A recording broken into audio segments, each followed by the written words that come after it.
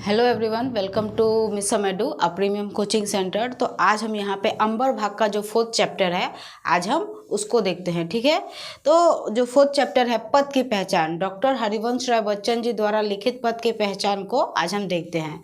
पद की पहचान क्या है? कविता है। तो आज हम कविता को समझते हैं। ठीक है, तो आप अपना बुक खोलिए और स्टार्ट करते हैं पद की पहचान।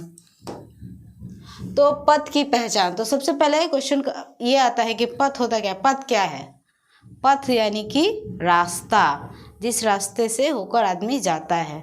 कोई दृढ़ संकल्प करके, कुछ दृढ़ निश्चय करके जब आदमी पथ की तरफ आगे बढ़ता है तो उसी पथ को, रास्ते को पथ बोलते हैं। कि जब इंसान, मनुष्य पथ की पहचान करता है। एक उम्र ज़िंदगी में एक दौर ऐसा भी आता है जब इंसान को ये समझ होती है और वो खुद से आगे बढ़ता है, तो उसी को बोलते हैं पथ की पहचान करना। ठीक है, तो उसी के बारे में डॉक्टर हरिवंश राय बच्चन जी ने यहाँ पे दिया है। तो आज हम इस कविता को समझते हैं। तो पहला पैराग्राफ क्या है वो देखते हैं कि पूर्व चलने की बटोही बाट की पहचान कर ले। पूर्व यानी कि पहले, चलने से पहले। बटोही यानी कि जो चल रहा है। ठीक है, जो मतलब राही है। ठीक है, पथिक भी बोलते हैं उसको, राही। बटोही यानी कि राही। ठीक है, बटोही यानी कि राही। यहाँ पे राही को बोला जा रहा है, राही, पथिक भी बोलते हैं। तो पूर्व चलने के बटोही, पूर्व चलने के बटोही बाट की पहचान कर ले, यानी कि चलने से पहले पथिक को बोला जा रहा है कि पथिक चलने से पहले रास्ते की पहचान कर लो। बाट यानी कि रास्ता, रास्ते की पहचान कर लो। ठीक है, तो यहाँ पे बोला गया है कि पथिक चलने से पहले रास्ते की पहचान कर लो। अब दूसरा, पुस्तकों में नहीं, ये दो हो गया। अब ये देखते हैं, पुस्तकों में नहीं छापी गई इसकी कहानी। मतलब कि जीवन का जो संघर्ष होता है, जब हम लोग चलते हैं तो वो जो कहानी, वो जो संघर्ष है, वो इंसान को खुद करने के बाद, मेहनत करने के बाद ही पता चलता है। ये हमें किसी भी किताब में नहीं मिलती। ये हमें किसी भी किताब के सीख से हम लोग को ये सब समझ नहीं आता, नहीं मिलती है। जब हम बड़े होते हैं, जब हम खुद चलते हैं, तब हमको ये पता चलता है। ठीक है, तो यहाँ पे कवि ने बोला है कि पुस्तकों में नहीं छापी गई इसकी कहानी। तो ये पुस्तकों में छापी नहीं गई है, ये जिंदगी के दौर में एक अनुभव आता है जो मनुष्य खुद ही उस अनुभव को, मतलब उसको अनुभव करता है। तो ये किताबों में नहीं मिलती। हाल इसका ज्ञात होता है ना औरों की ज़बानी। और ये जो पथिक जो है, जो रास्ता चल रहा है, उसको ये कहा गया है। ठीक है, हाल इसका ज्ञात होता है ना औरों की ज़ुबानी, कि जो पहले, हमसे पहले जो हमारे बड़े हैं, जो इस रास्ते पे चले हो, वो जब कोई बड़े जीवन का जब सीख देते हैं तो वो रास्ते में आई मुश्किलों के बारे में बताते हैं। तो वो इसी राह की चलने की मुश्किलों के बारे में बताते हैं कि हमने सुना है, औरों की, लोगों की ज़ुबानी हमने सुना ही होगा। जैसे कि हमारे घर में जो बड़े हैं वो बोलते हैं कि जीवन का जो संघर्ष है कैसा है, वो अपनी अपनी बातें करते हैं। तो यहाँ पे यही बताया गया है कि उस राह पे जब हम चलते हैं, सफलता की ओर जब हम बढ़ते हैं, तो रास्ते में बहुत सारी मुश्किलें आती है। ये हम लोगों ने अपने बड़े से, लोगों की ज़ुबान से, जो वो करके बैठे हैं, उन लोगों से हमने सुना है। तो वही यहाँ पे बताया गया है। अनगिनत राही गए इस राह से, उसका उनका पता क्या, पर गए कुछ लोग इस पर छोड़ पैरों की निशानी।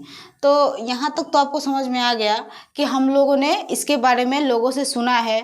ठीक है, ये लोगों की ज़ुबानी है। लोग जब गए हैं, जो लोगों ने यहाँ पे गए हैं, मतलब मेहनत की है, इस रास्ते पे चले हैं, उस लोगों के बारे में हम लोगों ने सुना है, लोगों की ज़ुबानी, आदमियों की ज़ुबानी।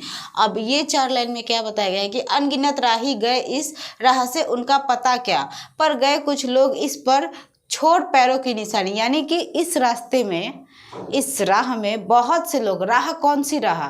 सफलता पाने की राह। ठीक है, इस राह में बहुत से लोग गए हैं, लेकिन जब हम चलते हैं तो हम कुछ कुछ लोगों को ही पाते हैं। जैसे कि हमारे हिंदुस्तान में बहुत सारे लोग हैं, बहुत लोग हैं जो बहुत कुछ देश के लिए कर रहे हैं, लेकिन कुछ लोग ऐसा कर जाते हैं जो इतिहास में उनका नाम लिखा हुआ हम लोग पाते हैं। तो इसी प्रकार से ये बताया गया है कि बहुत लोग हैं, अनगिनत लोग इस राह पे चलते हैं सफलता पाने के लिए, कुछ कर गुजरने के लिए। बहुत से लोग इस सफलता पाने की राह पे चलते हैं, मेहनत करते हैं, संघर्ष करते हैं, लेकिन हम सबको नहीं जानते। हम उन्हीं कुछ लोगों को जानते हैं जिन्हें सच में इस राह में, पूरी राह चल के, पूरा राह कांटे से भरा हुआ मिलता है। पूरी राह चल कर जिन्होंने सफलता पाई है, जिन्होंने देश के लिए कुछ किया है, जिन्होंने कुछ कर गुजारा है, हम लोग उन्हीं के बारे में सुनते हैं, उन्हीं की निशानियाँ हमें मिलती है। जब हम उस कठिनाइयों भरे रास्तों पे चलते हैं तो हम लोगों को वही लोग की निशानी मिलती है, मतलब वो उन्हीं लोगों के बारे में सुनने को मिलता है। तो यहाँ पे यही बताया गया है कि बहुत से लोग जाते हैं लेकिन कुछ कर नहीं पाते, लेकिन बहुत से लोग कर गुजरते हैं। तो हम जब उस राह पे जाते हैं तो हम लोगों को उन्हीं की बातें सुनने को मिलती है, ठीक है। तो इसीलिए यहाँ पे कवि ने बताया है कि कुछ लोगों की ही पैरों की निशानी मिलती है। अब नेक्स्ट पैराग्राफ देखते हैं। नेक्स्ट पैराग्राफ है, ये निशानी मुख होकर भी बहुत कुछ बोलती है। मुख यानी कि गूंगा बोलते हैं ना, जिसका कुछ जुबान नहीं होता। मुख यानी कि गूंगा, और निशानी यानी कि छापा, ठीक है, याद, ठीक है। ये निशानी मुख होकर भी बहुत कुछ बोलती है। इस लाइन का अर्थ है, ये 2 लाइन का अर्थ है कि ये जो निशानी है जो रास्ते में चलते हुए मिलती है, ये गूंगी है, ये बोल नहीं पाती, लेकिन ना बोलकर भी ये हमें बहुत कुछ बतला देती है। जब हम चलते हैं तो ये निशानी हमें बहुत कुछ सीखने को, मतलब बहुत कुछ सिखाती है, हमको इससे बहुत कुछ सीखने को मिलता है। तो यहाँ पे यही बताया गया है कि ना बोलकर भी, मुख होकर भी, यानी कि गूंगी होकर भी ये निशानी हमें बहुत कुछ बताती है, ठीक है। सेकंड देखते हैं, खोल इसका अर्थ पंथ की अनुमान कर ले। यानी कि पंथी यानी कि एक मिनट, खोल इसका अर्थ पंथ की अनुमान कर ले। पंथी यानी कि पैर, पाँव, ठीक है। तो यहाँ पे ये बताया गया है कि तुम खोलो इसको और इसकी पहचान करो, यानी कि तुम जाओ इस पे तुम जाओ और इसकी पहचान करो, इसका अनुमान लगाओ कि ये कितने मुश्किलों से गए हैं, तो तुम इसी का अनुमान लगाओ और तुम भी इस रास्ते पर चलो। इसका अर्थ यहाँ पे ये है, ठीक है। अब दूसरा देखते हैं, बाट की पहचान कर ले, ये बुरा है कि अच्छा है। मतलब कि बाट यानी कि मैंने बताया, बाट यानी कि रास्ता, मतलब जो राह है वो रास्ता, ठीक है, रास्ता। तो यहाँ पे ये बताया गया है, ये 2 लाइन में ये बताया गया है, बाट की पहचान कर ले, ये अच्छा है या बुरा है या कि अच्छा। मतलब रास्ते में, कोई भी राह में चलने से पहले उसकी पहले पहचान कर लो कि वो अच्छा है या बुरा है। बहुत लोग ऐसे ही चल देते हैं, बहुत लोग सोच लेते हैं हाँ ठीक है हमें करना है, ऐसे ही चल देते हैं और बाद में कुछ हो नहीं पाता, फिर 2 कदम चल के ही वो वहाँ पे रुक जाते हैं, कुछ कर नहीं पाते। तो इसीलिए बताया गया है कि जब कुछ भी करने का जब सोचो, कुछ ऐसा दृढ़ संकल्प करो और वहाँ पे चलो, तो चलने से पहले देखो, जानो, समझो, फिर आगे बढ़ो। तो वही कवि ने कहा है, जान लो कि मैं जिस राह पे चल रहा हूँ वो अच्छा है या बुरा है, ठीक है। मेहनत है, ज़्यादा मेहनत है, क्या है, संघर्ष है, सब जानो, उसके बाद ही उस राह में चलो। कवि ने ये बताया है, व्यर्थ दिन भर इस पर बिताना, व्यर्थ दिन पर इस पर बिताना, जब असंभव छोड़ यह पथ, दूसरे पर पग बढ़ाना, इससे अच्छा समझ यात्रा सरल इससे बनेगी। व्यर्थ इस दिन पर बिताना, जब असंभव छोड़ यह पथ, दूसरे पर पग बढ़ाना, इससे अच्छा समझ यात्रा सरल इससे बनेगी। यानी कि व्यर्थ दिन भर इस पर बिताना, यानी कि जो लोग इस राह पे चलते हैं वो व्यर्थ ही दिन भर मतलब इस पर बिताते हैं, ठीक है। ये बताया गया है, असंभव छोड़ यह पथ, दूसरे पग पर बढ़ना, मतलब कि जब हम लोग किसी राह पे सीधा डायरेक्टली चल देते हैं, फिर बाद में पता चलता है वो कठिन नहीं, ये हमारे लिए नहीं है, ये बहुत ज़्यादा कठिन है, मुझसे नहीं हो पाएगा, तो फिर हम लोग क्या करते हैं, उस रास्ते से निकल जाते हैं, फिर हम लोग कोई और काम करने लगते हैं। कोई मेहनत भरा काम अगर हम लोग उसको करने जाए, बाद में पता चले ये हमसे नहीं होगा, तो उसको छोड़ देते हैं, फिर हम लोग कोई दूसरा पकड़ने के लिए जाते हैं। तो यही कवि ने यहाँ पे बताया है कि उसको छोड़कर दूसरा करने से अच्छा पहले जानो, समझो वो क्या है, अच्छा है, बुरा है, कितना मेहनती है, तब तुम उस पे आगे बढ़ो। कवि ने ये बताया है। यात्रा सरल इससे बनेगी, सोच मत केवल तुझे ही यह परा मन में बिठाना। यात्रा सरल इससे बनेगी मतलब कि हम जब ये कोई काम छोड़कर दूसरा काम करने जाते हैं तो हमें ये लगता है ये ज़्यादा मुश्किल है, वो ज़्यादा इजी है, तो हम उसको करने के लिए जाते हैं।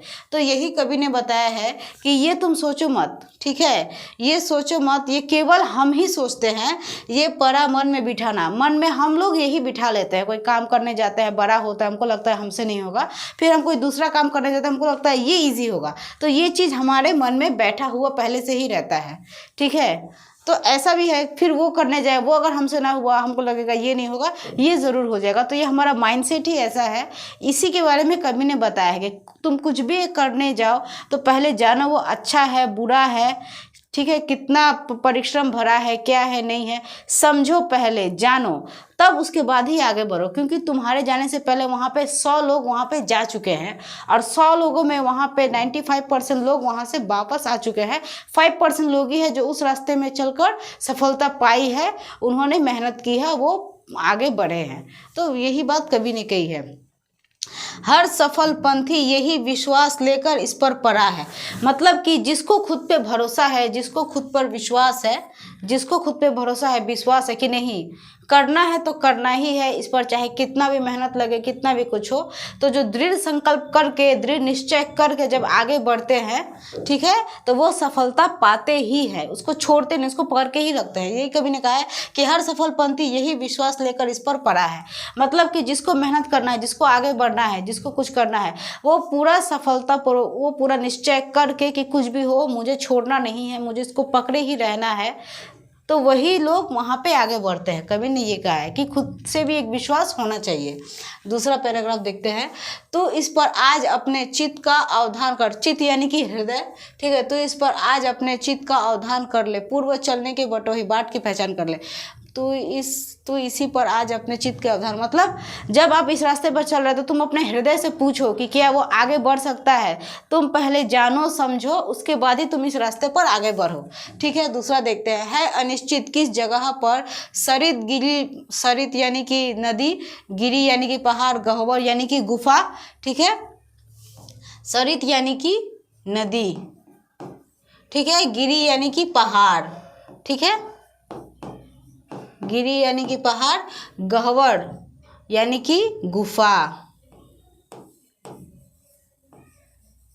गुफा मिलेंगे है अनिश्चित किस जगह पर। तो यहाँ पे कवि ने बताया है कि जब आप किसी राह पर है अनिश्चित किस जगह पर सरित गिरी गह्वर मिलेंगे, है अनिश्चित किस जगह पर।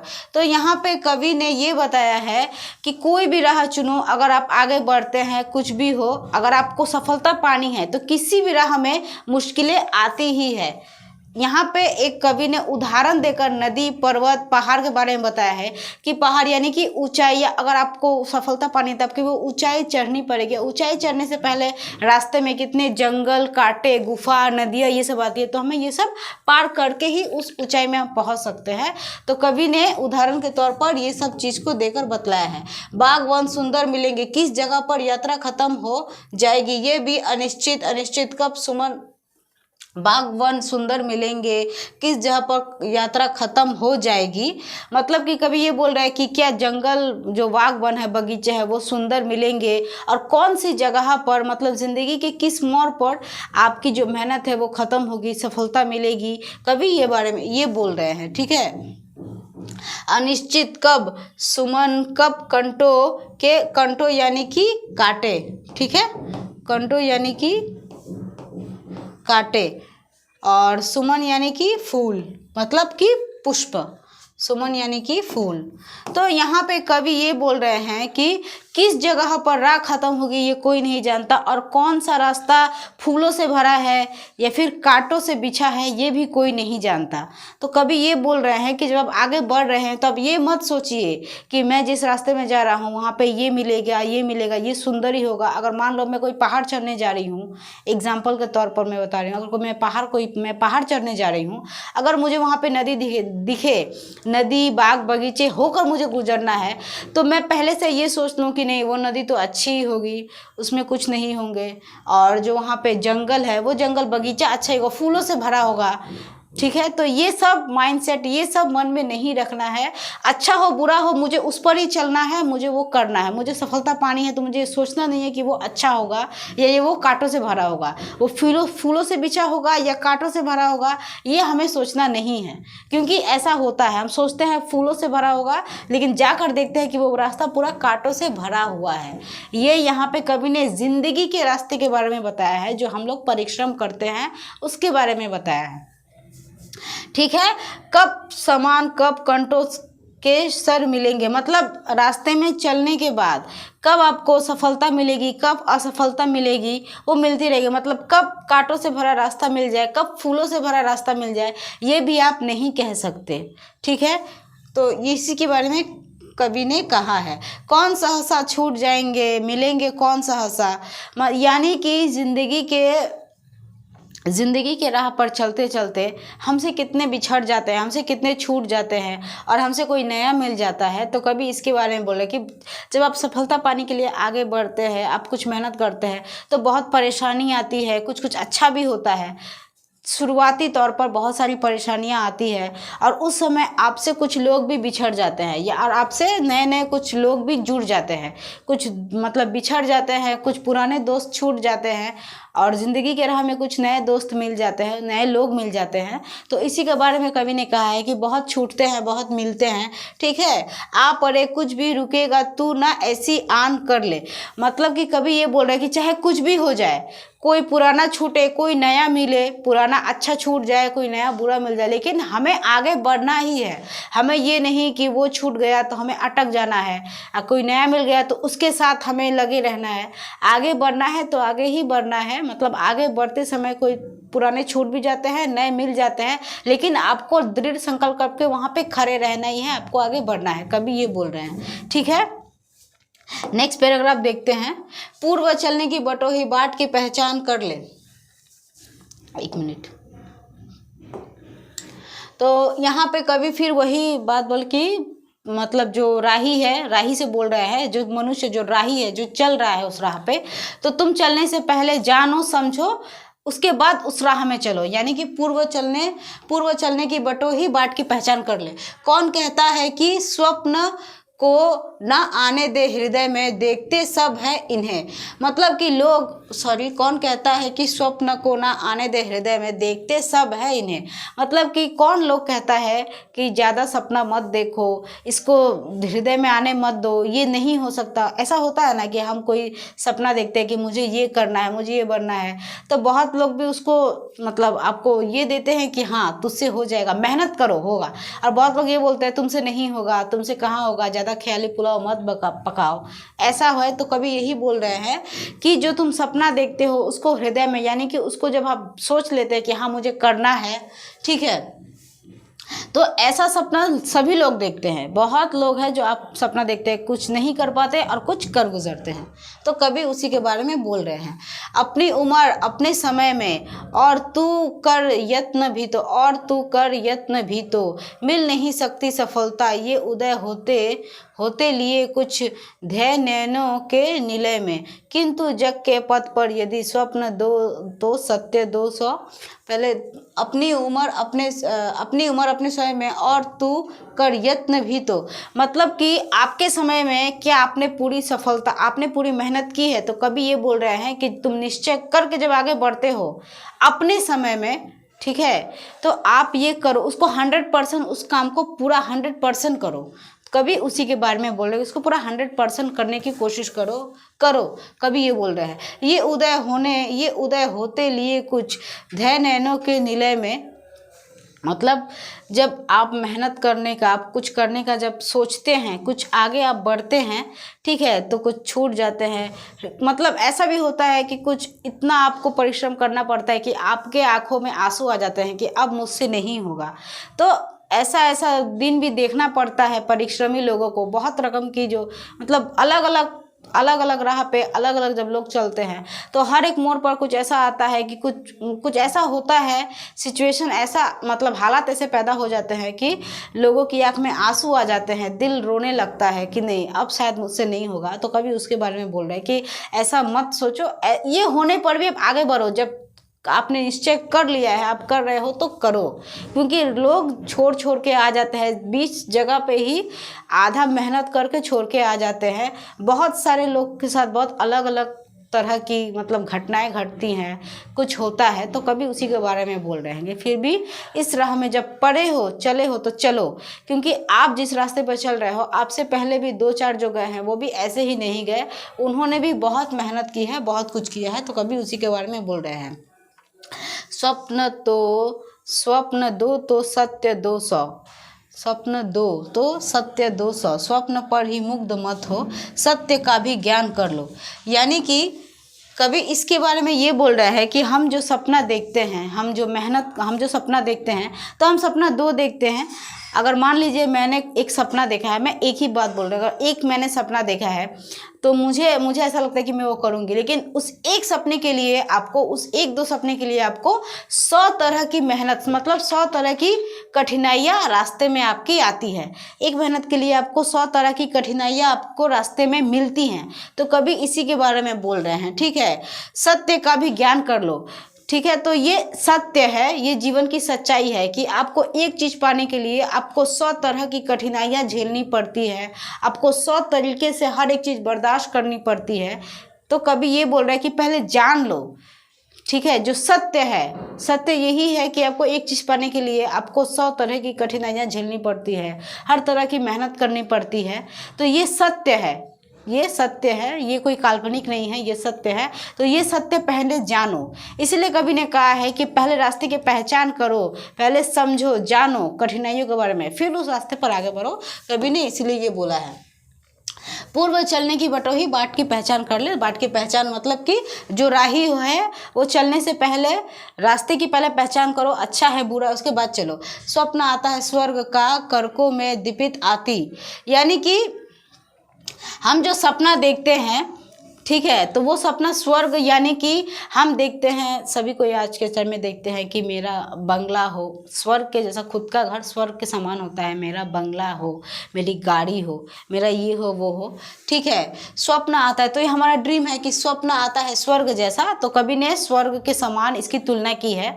ठीक है, हमारे लिए वो स्वर्ग ही होता है, हम जो सोचते हैं हमारा बेटर।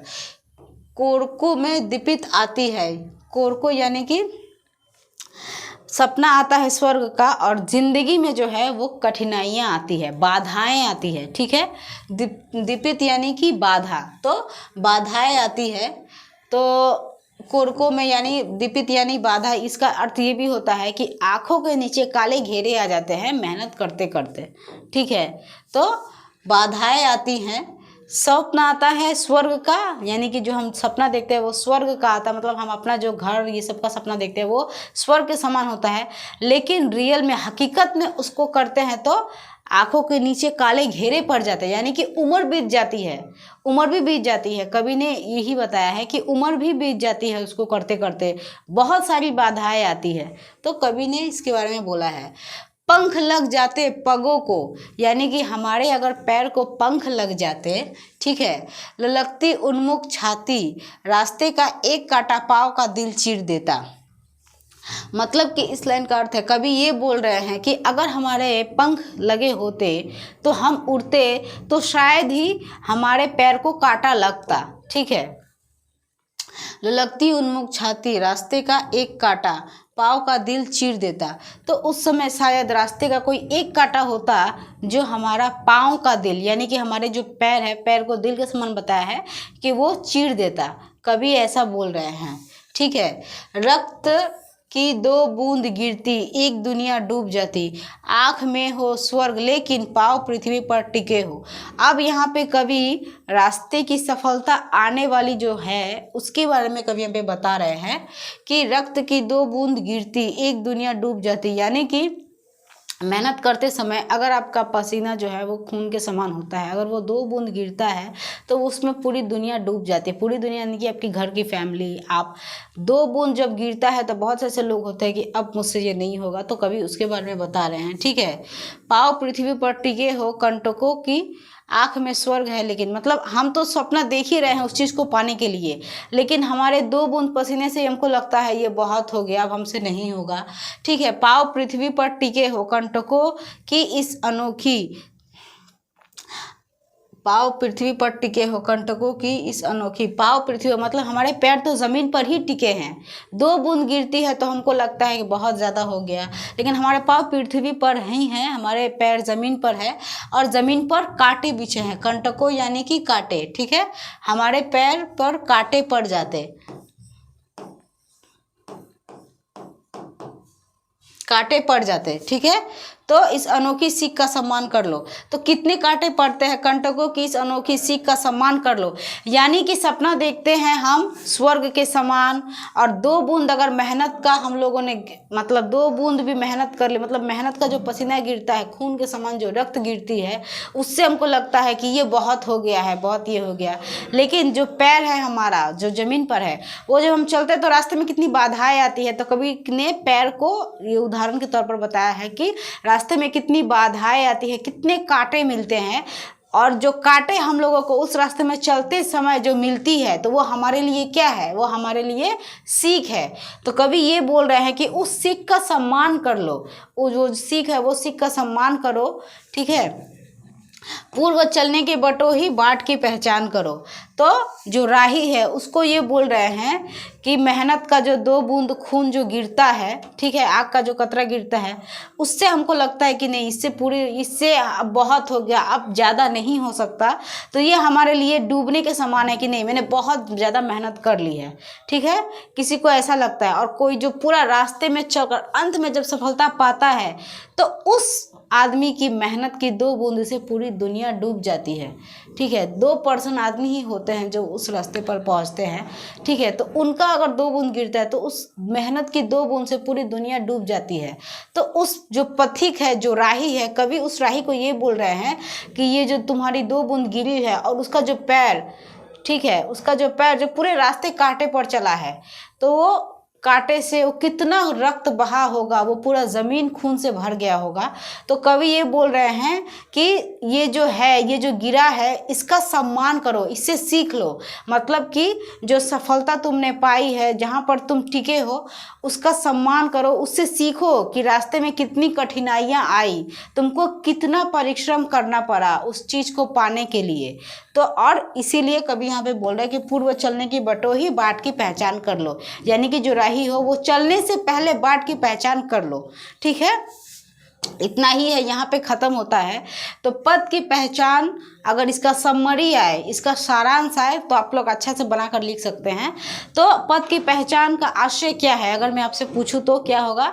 तो इसका आशय यही होगा कि यहाँ पे 100 में से 5 लोग ही है जो उस मतलब मंजिल पर पहुँचते हैं। तो कवि ने उस रास्ते में आने वाली कठिनाइयों के बारे में बताया है कि उस रास्ते में कितनी कठिनाइयाँ आती है, कितने अपने छूट जाते हैं, कितनी उम्र मतलब गुजर जाती है, जहाँ पे बहुत सारे अपने छूट जाते हैं, कुछ नए लोग जुड़ जाते हैं, किसी किसी की पूरी उम्र गुजर जाती है। तो इसीलिए कवि ने कहा है कि कुछ भी करने से पहले, किसी भी राह पर चलने से पहले जानो कि वो अच्छा है, बुरा है, कितनी कठिनाइयाँ हैं, कितनी परेशानियाँ हैं, इसके बारे में पहले जानो, उसके बाद ही उस राह में आगे बढ़ो। कवि ने ये बताया है। ठीक है, तो पद की पहचान यहीं पे ख़त्म होता है। पद की पहचान का मतलब ही है कि राह की पहचान पहले करो कि तुम उसको कर सकते हो कि नहीं। ठीक है, तो उम्मीद करती हूँ आपको ये समझ आया होगा पद की पहचान। ठीक है, और हम नेक्स्ट वीडियो भी लाएंगे जिसमें इसका क्वेश्चन आंसर हम आपसे शेयर करेंगे। ठीक है, तो इससे आपको मदद मिली हो तो आप अपना ग्रुप में शेयर कीजिएगा, बाकी बच्चों को भी मदद कीजिएगा, और वीडियो को लाइक, शेयर और सब्सक्राइब कीजिएगा। ठीक है, अब नेक्स्ट वीडियो में हम इसका क्वेश्चन आंसर शेयर करेंगे, और जो कवि परिचय है हरिवंश राय बच्चन जी द्वारा, उसको आप थोड़ा देख लीजिएगा। ठीक है, उसके बारे में ज़्यादा नहीं, 5 से 10 मार्क का आता है बोर्ड एग्जाम में, और जो ये है इसको आप अच्छे से देख लीजिएगा, ठीक से समझ लीजिएगा। ठीक है।